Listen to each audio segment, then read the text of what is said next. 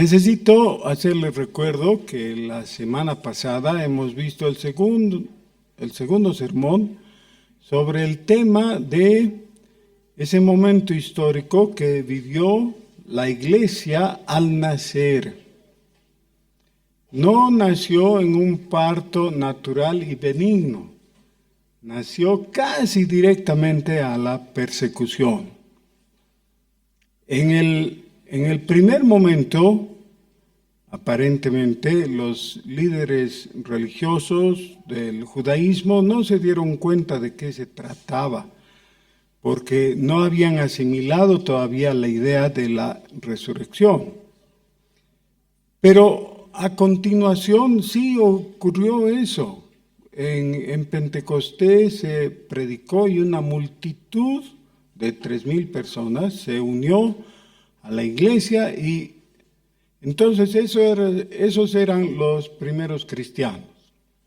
Unos días después, Pedro y Juan fueron al templo y en el templo, al estar entrando al templo, vieron a un hombre que estaba pidiendo limosna.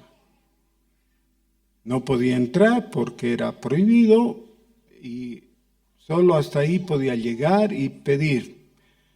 Y Pedro hizo una declaración que ha venido a ser muy simbólica, ¿no? Dice, no tengo plata ni oro, o sea, algo que te podría dar, algo material, lo que tú estás esperando, pero en el nombre de Jesucristo, y le tomó la mano y el hombre fue afirmado en sus tobillos y quedó sano. Ahora, algunos van a querer discutir si este asunto fue real o no, pero si no hubiera sido real, hubiera pasado desapercibido.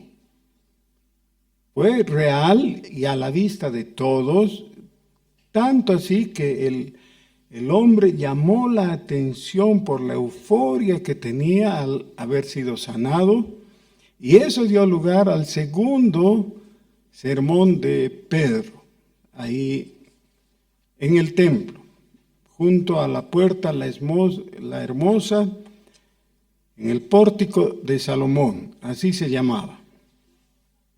Esa es la situación. Ahora, les ruego abrir sus Biblias en el libro de los Hechos. Pedro, viendo a la gente, dice que respondió al pueblo. Eso está en el capítulo 3, versículo 12. Varones israelitas, ¿por qué os maravilláis de esto?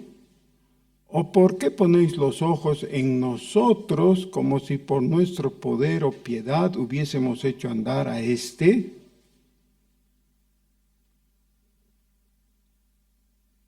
Les está diciendo, ustedes se preguntan cómo y por qué ha ocurrido esto. Claro que llama la atención. No se trata de que nosotros tengamos algo, un medio mágico, una varita mágica, algo así. Y les ayuda a dirigir su atención debidamente, es casi como que les obliga a mover la cabeza y ponerla en la dirección correcta. ¿Y cuál es la dirección correcta? Dios. Hay que mirar a Dios. Esa es la explicación de lo que ellos estaban preguntándose. El Dios de Abraham, de Isaac y de Jacob, el Dios de nuestros padres, ha glorificado a su Hijo Jesús. Lo cual no tendría nada de extraño, porque que un padre glorifique a su Hijo que es glorioso, ¿qué tiene de extraño? ¿Ya? Eso tiene que ser, tendría que ser. Pero lo extraño es que este ser que está siendo glorificado por Dios, antes fue entregado por los judíos. Dice, entregasteis y matasteis y negasteis.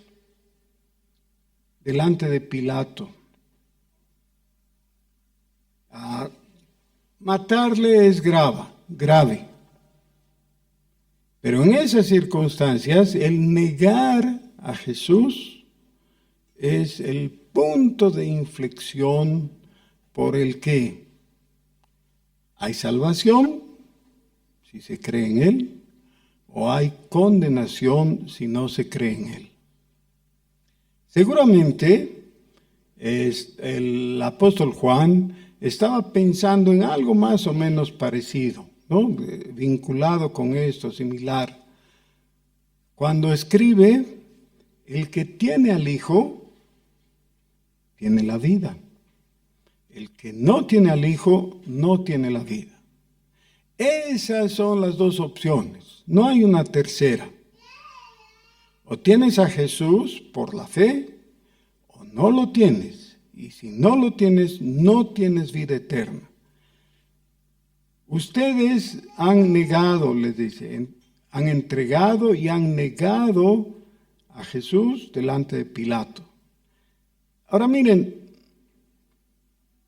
podrían haber tenido una disputa con Jesús, un desacuerdo, y los intereses podrían haber entrado en colisión.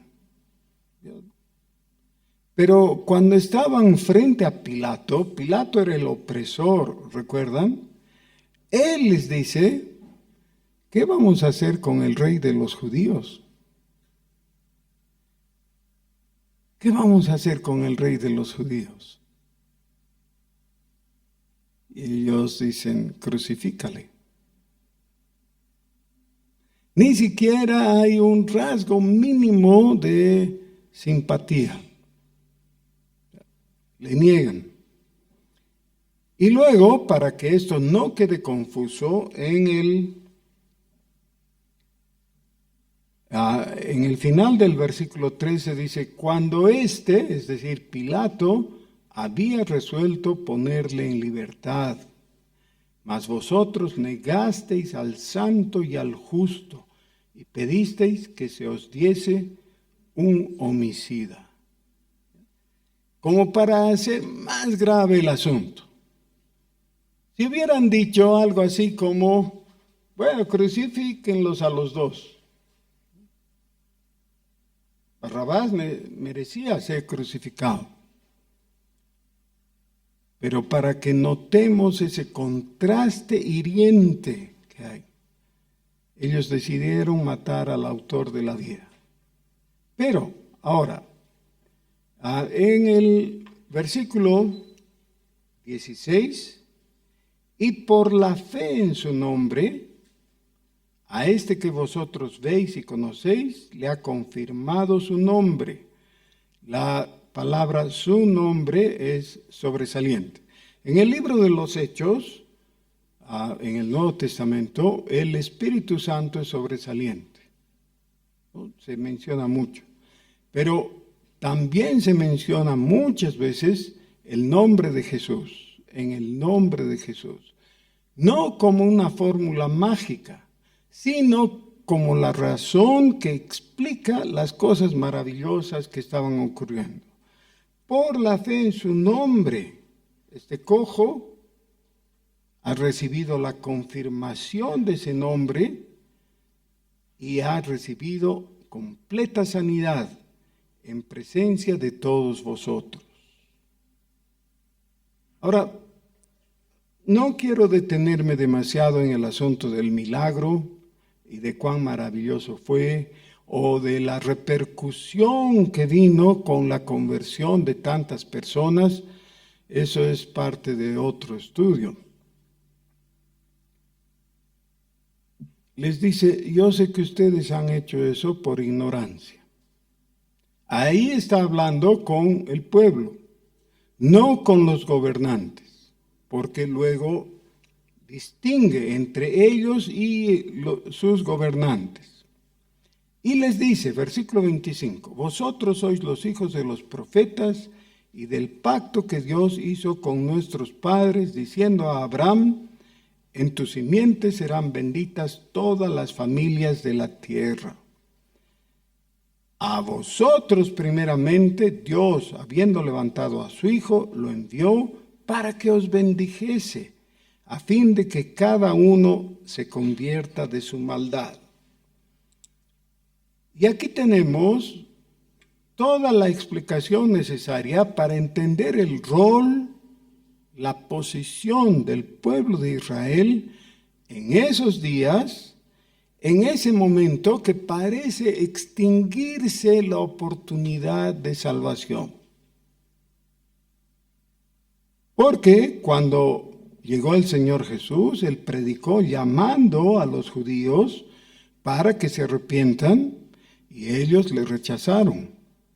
Eso está resumido en lo que dice Juan capítulo 1, versículos 11 y 12. A lo suyo vino y los suyos no le recibieron. Más a todos los que le recibieron. Y ese todos ahora está dado aquí o explicado aquí en una mejor forma. Dice, ustedes son hijos de los profetas y del pacto, y la bendición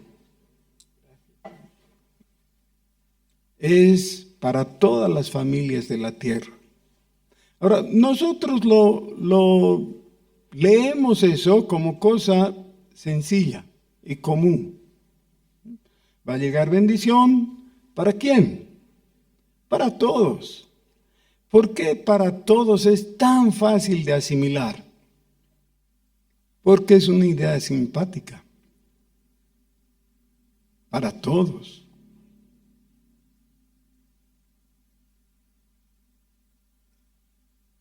Y está dicho aquí, y es verdad, pero no es porque Pedro quería ser simpático. Más bien lo que está haciendo es decirles algo que se constituye en un desafío. Es algo que les iba a molestar, porque ellos afirmaban y aseguraban que la salvación era para ellos. Era impensable que otras familias de la tierra tuvieran salvación, pero es para todas las familias de la tierra. Aunque históricamente ellos tenían primacía, y por eso dice, a vosotros primeramente. ¿Primeramente qué?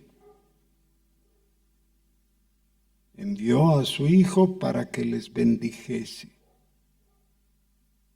En realidad, cuando nació Jesús, nació como un judío y vivió entre los judíos y bendijo a los judíos con todas las obras maravillosas, con su enseñanza, con su poder y con la repartición del Espíritu Santo.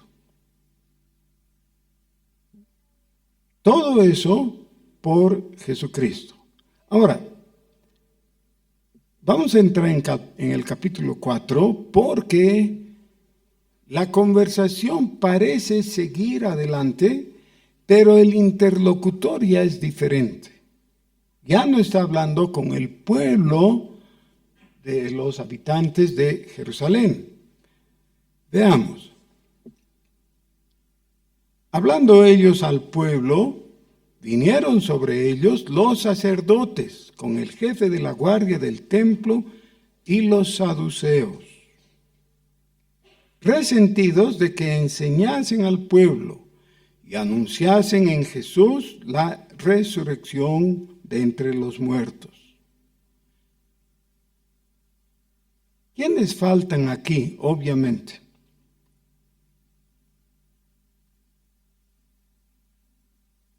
Los fariseos. No están, no aparecen. ¿Por qué? Ahora ellos no tienen queja, porque ellos enseñaban, o dentro de su doctrina estaba la resurrección. Así que los fariseos más bien podrían decir, ve, se ha cumplido, esto es lo que nosotros enseñamos. Pero los saduceos, los sacerdotes que eran mayormente saduceos también, los oficiales del templo, les echaron mano y los pusieron en la cárcel hasta el día siguiente, porque era ya tarde. Pero muchos de los que habían oído la palabra creyeron, y el número de los varones era como 5,000 en esta segunda oportunidad. Aconteció al día siguiente que se reunieron en Jerusalén los gobernantes, los ancianos y los escribas, es decir, el Sanedrín, y el sumo sacerdote Anás y Caifás y Juan y Alejandro y todos los que eran de la familia de los sumos sacerdotes. Por favor, noten, el interlocutor ahora no es del pueblo de los judíos. Son los jerarcas, hombres poderosos y gobernantes, los que dirigían la religión judía. Y poniéndoles en medio, les preguntaron, ¿con qué potestad o en qué nombre habéis hecho vosotros esto? Este asunto es muy interesante porque un poquito antes, 2 meses antes quizás, antes de la muerte del Señor, este Caifás habló con Jesús. Y los otros saduceos también, eso está en Mateo capítulo 20 para adelante, ¿no? Y le dijeron, después de que Jesús hizo el estropicio en el patio del templo, ¿se acuerdan? Volteó las mesas, echó fuera a los cambistas, etc. Le dijeron, ¿con qué autoridad vienes y haces esto? Y el Señor, no queriendo adelantar la reyerta, les dijo, yo les voy a contestar si ustedes me contestan otra pregunta. ¿Juan el Bautista era de Dios o no? Y ellos decían, si decimos que sí, nos va a decir, ¿y por qué no le creyeron? Si decimos no, el pueblo nos va a apedrear, porque lo querían a Juan el Bautista, que había muerto a manos de Herodes. ¿Recuerdan? Entonces dicen, no sabemos, mintiendo. Jesús no les había dicho, yo no sé lo que ustedes preguntan, les había dicho, les voy a contestar si ustedes me responden. Como ellos no quisieron, Jesús dijo, yo tampoco voy a responder. Sin embargo, respondió. Cuando dijo, no voy a responder, no voy a responder con un sí o un no. Les voy a contar una historia. Y ahí les contó la parábola de los labradores injustos o malvados, así le han llamado. Contó el Señor que había un hombre que preparó un campo, lo convirtió en una viña y cuando estaba todo listo, lo arrendó a unos trabajadores para que ellos continuaran el trabajo, cosecharan y pagaran el alquiler, una figura que era muy propia de ese tiempo y hasta ahora se practica. En el campo a veces la gente que no tiene un campo propio pero quiere trabajar, alquila el lugar y lo que produce se parte entre el que ha trabajado y el dueño del campo. Así que de eso se trata. Bueno, entonces el dueño de ese campo envió a un siervo para que recibiera el alquiler. Y los labradores le dijeron, no te vamos a dar nada. Le agraviaron y lo devolvieron. Y cuando vino el segundo, no solamente lo agraviaron, sino que lo mataron. Y así a unos herían, a otros hacían escapar y se resistían. Nunca pagaron. Entonces el dueño del campo dijo, a mi hijo van a respetar, porque es mi hijo. Y envió a su hijo para que él recibiera el precio del alquiler. Y ellos pensaron, si matamos al hijo, no hay heredero y nos quedamos con todo. Los saduceos entendieron a qué se estaba refiriendo Jesús con esa parábola. Era una acusación de lo que en breve iban a hacer. Y claro, les cayó muy mal y definió su corazón que era oportuno matar a Jesús.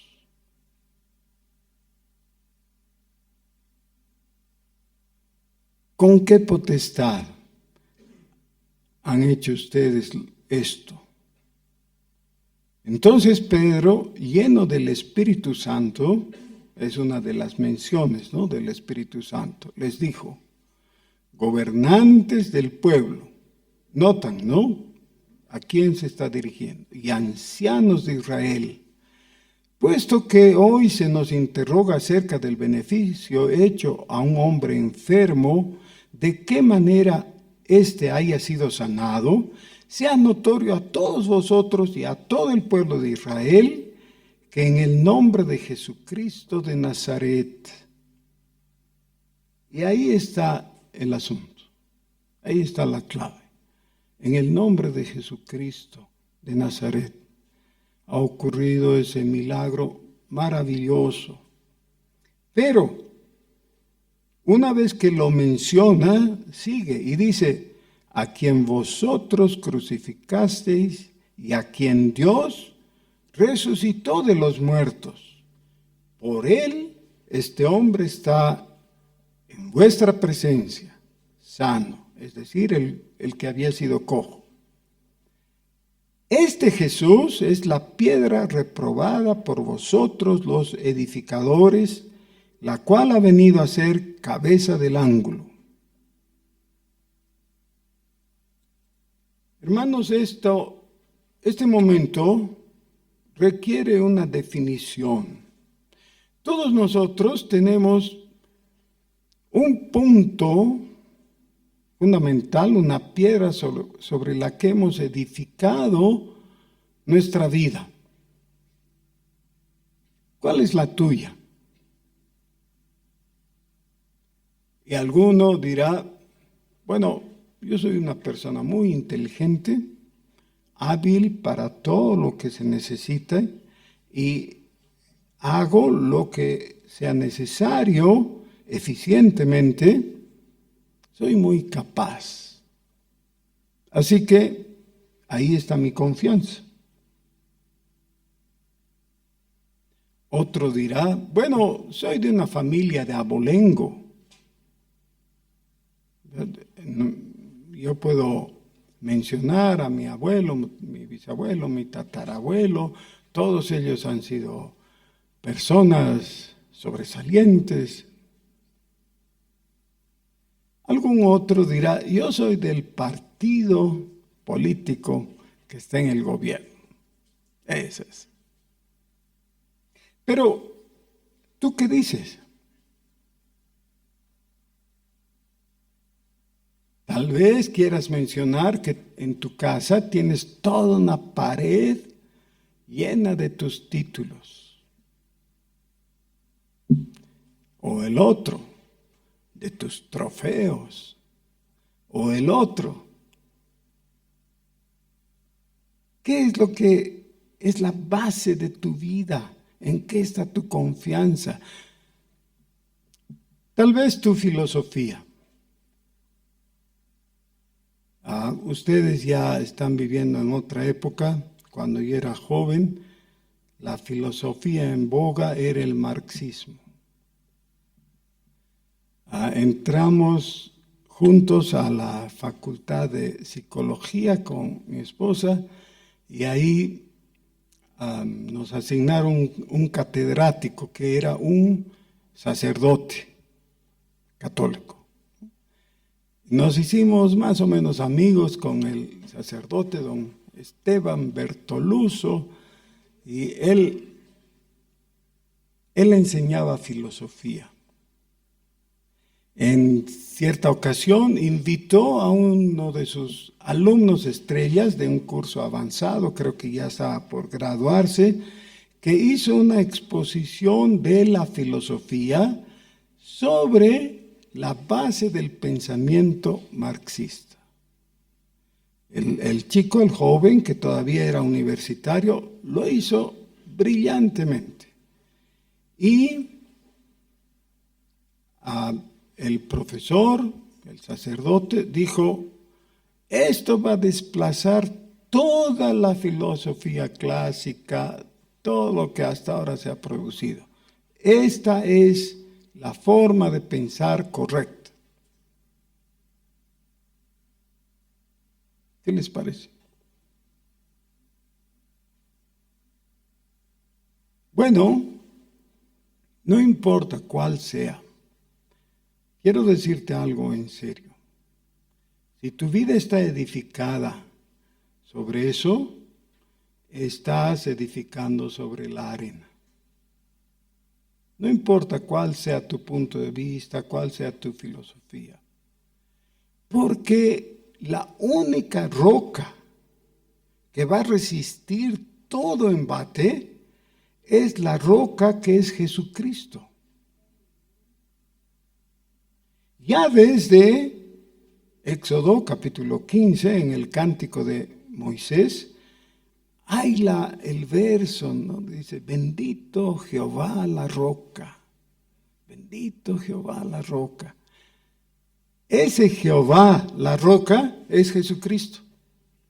Porque es la roca, la piedra desechada por los edificadores. Pero en ningún otro hay salvación. Ahora, la pregunta que necesitamos hacernos todos nosotros es: ¿mi vida está edificada sobre esa roca, sobre Jesucristo? Y la respuesta tiene que ser sencilla y clara.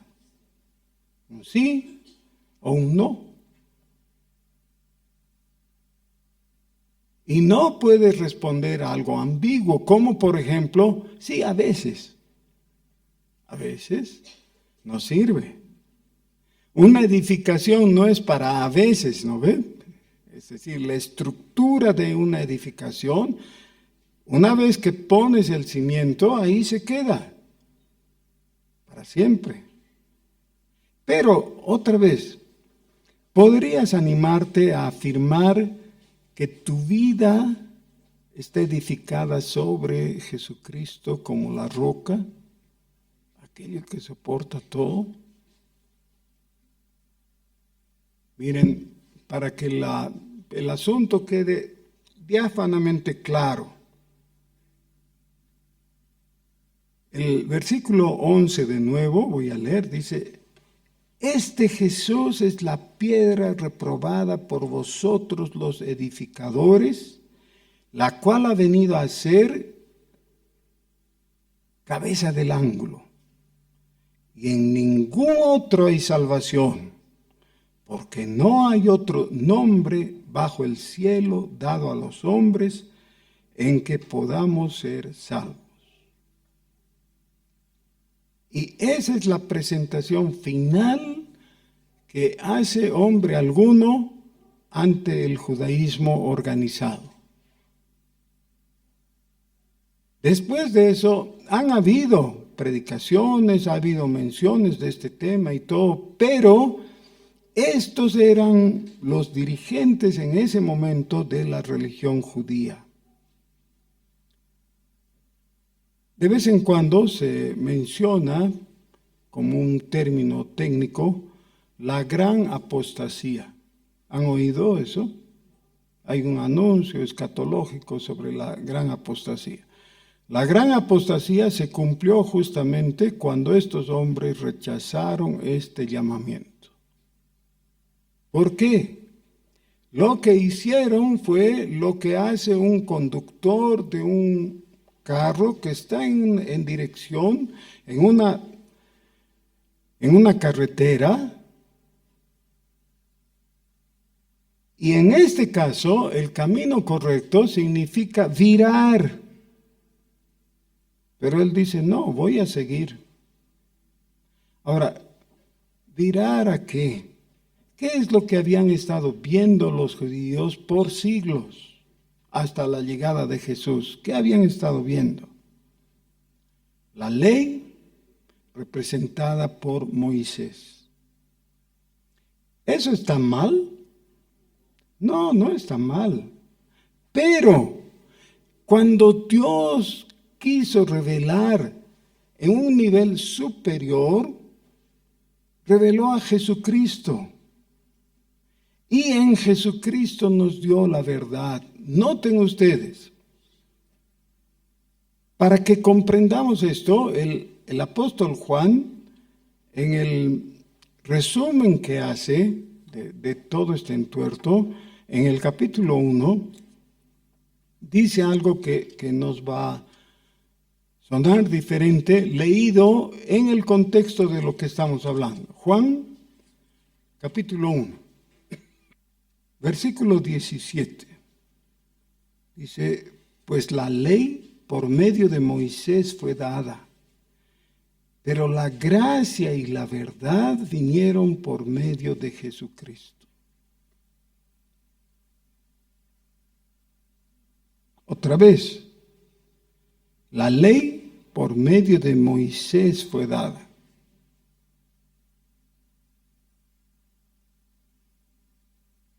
Las personas que creen que siguiendo la ley están en el camino correcto se llevan una sorpresa porque la ley tiene un límite. La capacidad de la ley solamente está para mostrarte el bien y el mal, es decir, la moral. No tiene vigor, no tiene vida y no produce vida.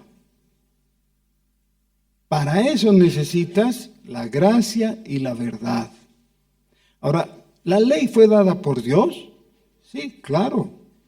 Y por eso el Señor Jesús dice, no va a pasar. Aunque el cielo y la tierra pasen, la ley no va a pasar.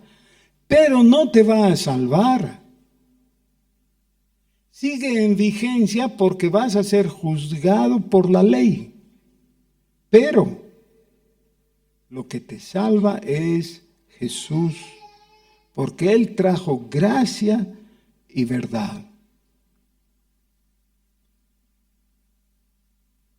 No entendieron los contemporáneos a los apóstoles, se resistieron. El Señor Jesús en Mateo 24 había dicho, no va a pasar esta generación hasta que todo esto acontezca. ¿Qué iba a acontecer? La destrucción de Jerusalén, no iba a quedar piedra sobre piedra y se iba a producir algo horrible. La gran apostasía. Todo esto va a ocurrir en esta generación, dijo el Señor. Y exactamente así fue. Se ha cumplido perfectamente. Porque, claro, el Señor Jesús es imposible que se equivoque, ¿no? O que anuncie algo en falso. Se cumplió. ¿A dónde quiero llegar?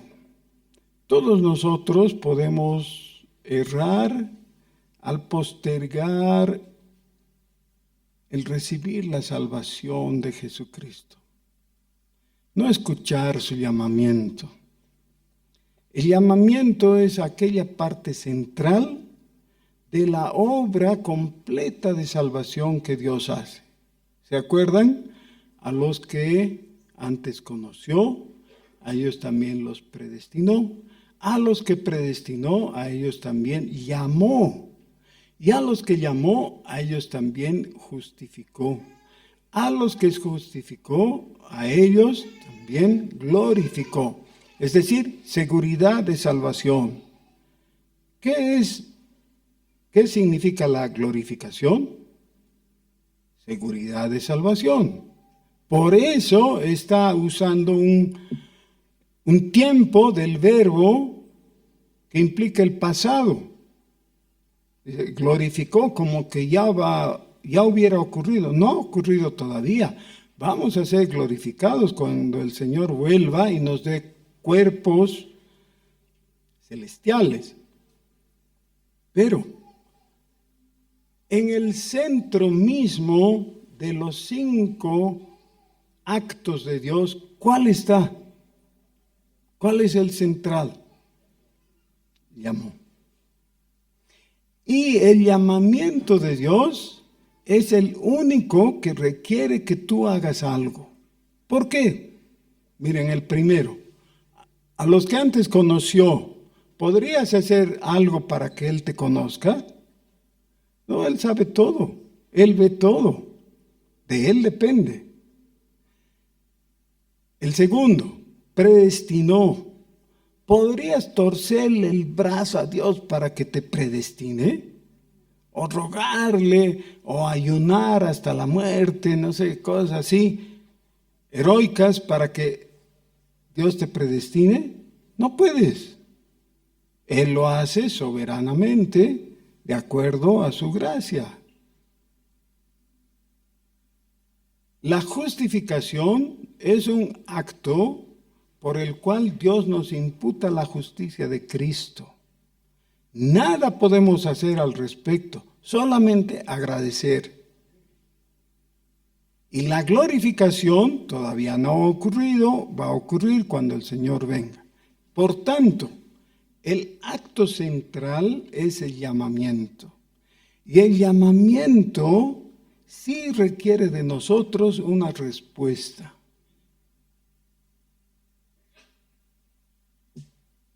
¿Qué vas a hacer con Cristo?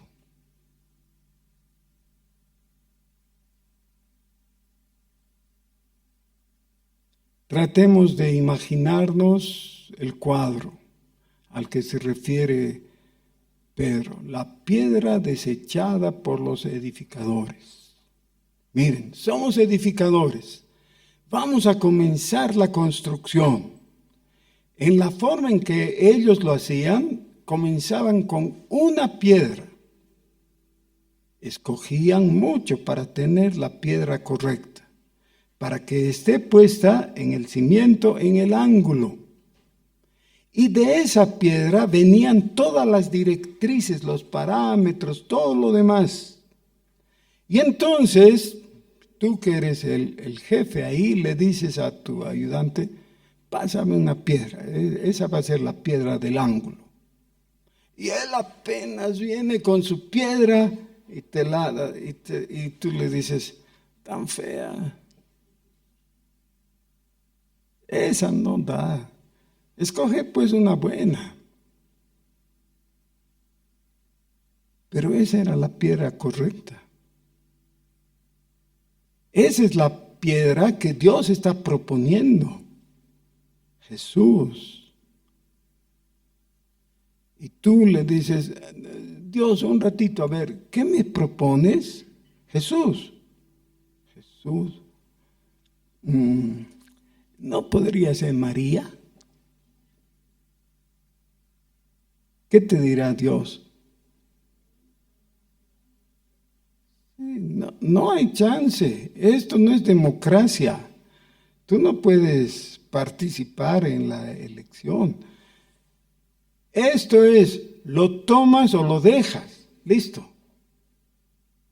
¿Quieres salvación? Necesitas a Jesús. Porque no hay otro nombre debajo del cielo, dado a los hombres, en el que podamos ser salvos.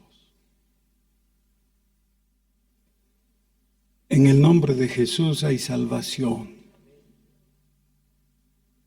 ¿Saben qué nos toca a nosotros? Decirle a Jesús, bendito sea tu nombre. Bendito sea tu nombre porque por tu nombre tengo salvación. He invocado el nombre de Jesús y Dios me ha salvado. Porque dice que todo aquel que creyere en su corazón y confesare con su boca será salvo. Porque todo aquel que invocare el nombre del Señor será salvo. ¿No es algo para agradecer? Vamos a agradecer. Oremos.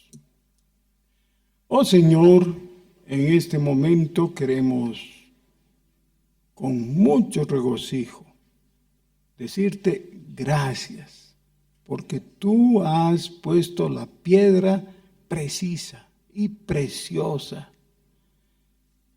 y nadie puede ocupar su lugar. Sobre Jesús están nuestras vidas. Nosotros también somos piedras vivas, sobreedificadas en este edificio que es tu iglesia. Cada uno de nosotros es parte de tu templo. Qué hermoso pensamiento, qué verdad maravillosa. Bendito seas nuestro Salvador. Bendito sea tu nombre. Por Jesús. Amén.